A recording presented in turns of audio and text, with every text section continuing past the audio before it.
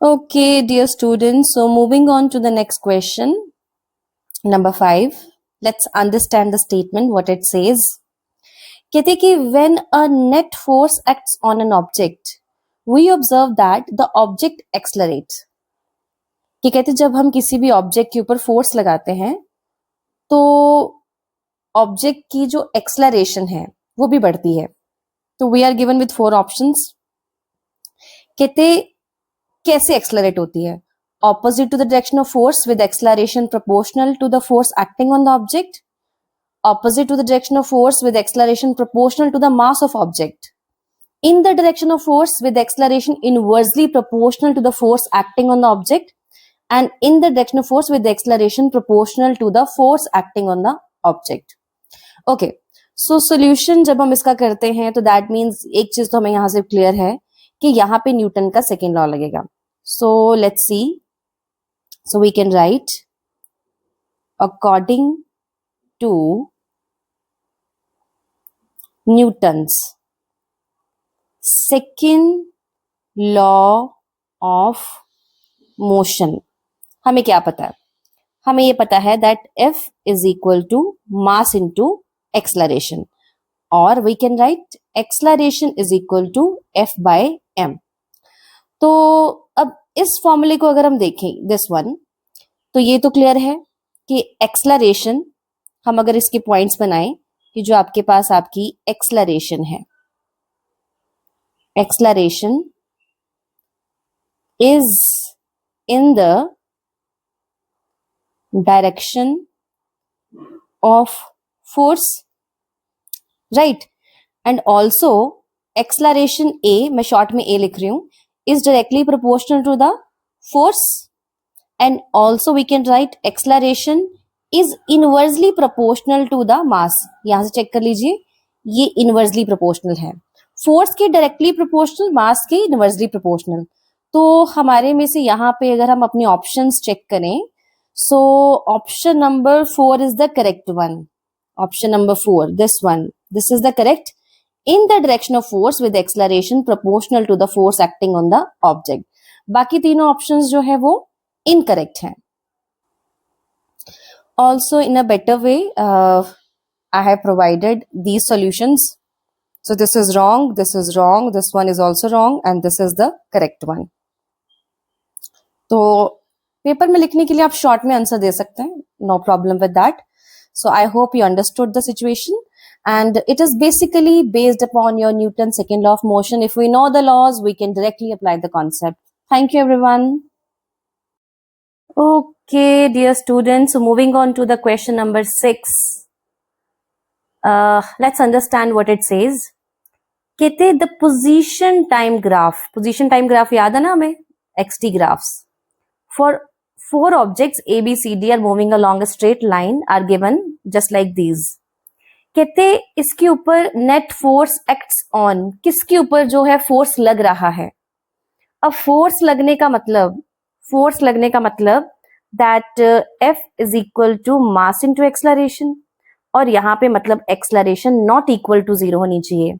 That means then net force is acting, तभी उसके ऊपर फोर्स जो है वो लग रहा होगा. तो हमारे पास ना object A, B, C, D है, हम इनको थोड़ा सा एनालाइज करते हैं. ओके, तो चलिए let's move on with the object A देख लेते हैं. Object A, object A. Okay, जरा ऑब्जेक्ट ए को अगर ध्यान से देखें, it's a straight line, right. ये क्या है आपके पास, स्ट्रेट लाइन ग्राफ. और स्ट्रेट लाइन ग्राफ में आपके पास क्या होगा, constant velocity, right. Constant velocity मतलब क्या है, एक्सलरेशन 0. अगर एक्सलरेशन 0 तो मतलब फोर्स भी equivalent to 0.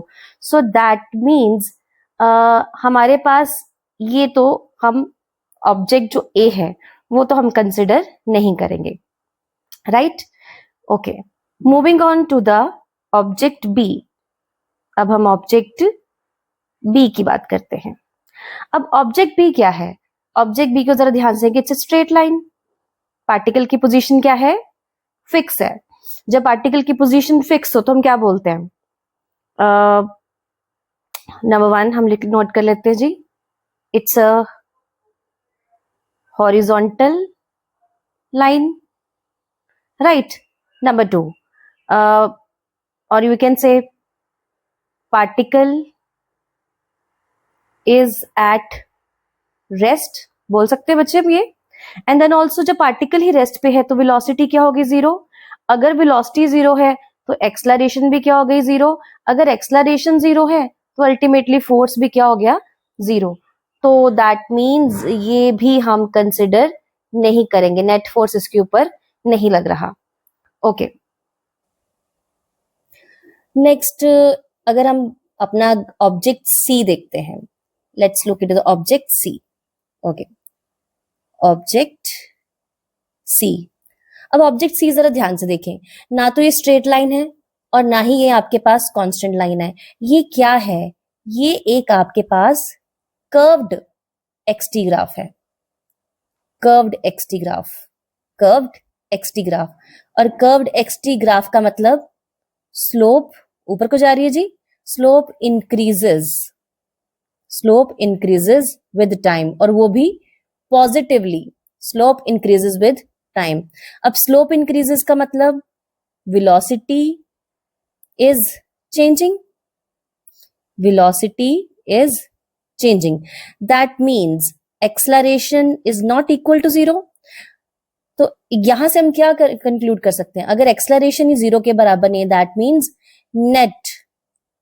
Net force x. तो ये हमारे पास करेक्ट हो जाएगा। तो yes, this one is correct. Okay, but हम अपना ऑब्जेक्ट डी भी स्टडी करेंगे।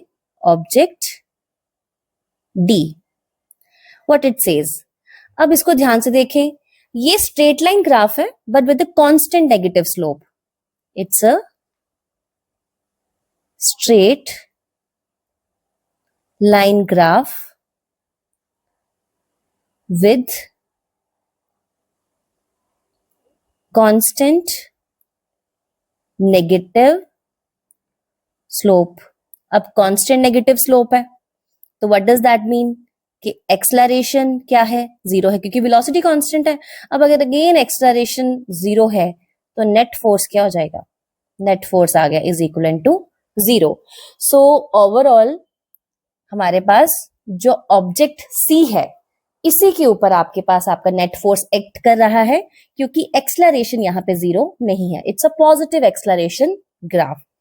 If we have the knowledge of basic graphs, then we can understand this kind of question very easily. And इसके लिए आपका जो चैप्टर है describing motion around us, वो बहुत ही क्लियर होना चाहिए। Thank you everyone. If there is any problem, you must write in the comment section. Thank you. Okay students, so this is problem number 7. It says that a sailor jumps out from a small boat to the shore. As the sailor jumps forward, will the boat move? If yes, in which direction and why? I think इसका solution करने से पहले हम सबने बचपन में शायद ये कभी ना कभी एक्सपीरियंस जरूर किया होगा। जब भी हम पानी से शोर जो किनारे पे आने वाले होते हैं और हमें जंप करना होता है, तो I think you all must have experience this thing कि जब हम जंप करते हैं टुवर्ड्स द शोर तो बोट पीछे को नहीं धक्का मार के चली जाती, राइट? सो तो आंसर तो यस होगा, दैट्स फॉर श्योर। बट क्यों होगा? Why it is happening? This is because of Newton third law of motion. And what it says that to every action there is an equal and opposite reaction. So the solution in a proper way, yes, the boat will move. When the sailor jumps forward towards the shore, he pushes the boat backward with his feet, right? अब इसमें action क्या है? Action क्या है जी? Action is like sailor pushes the boat backward.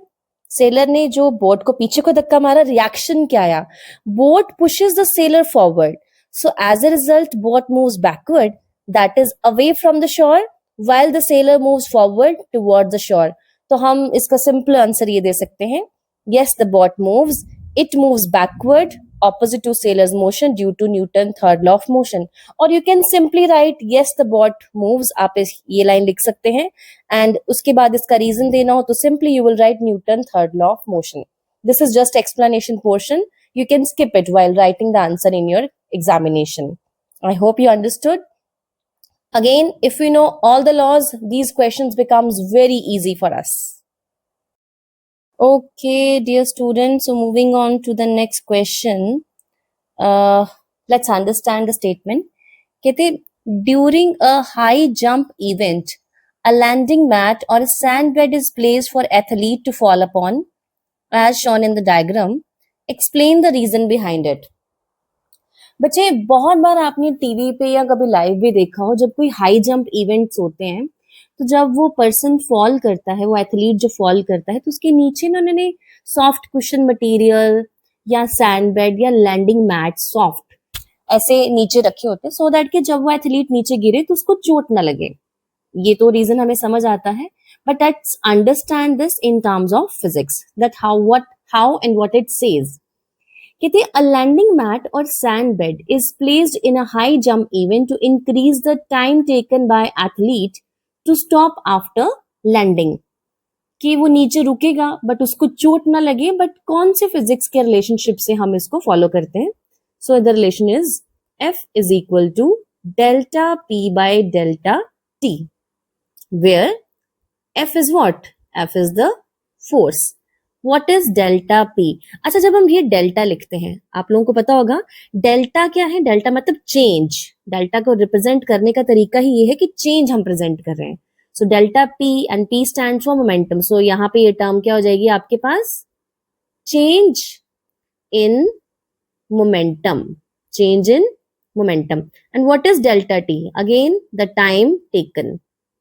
The time taken.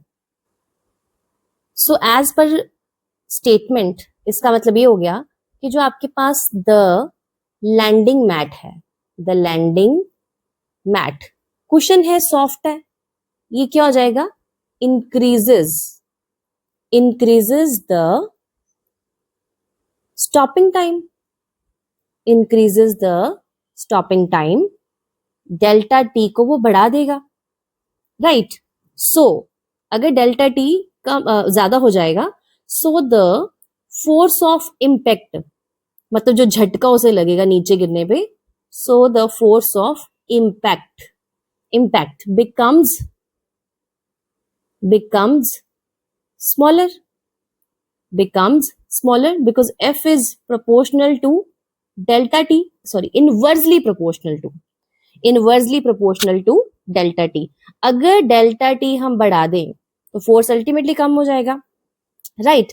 So we will write therefore the athlete experiences less force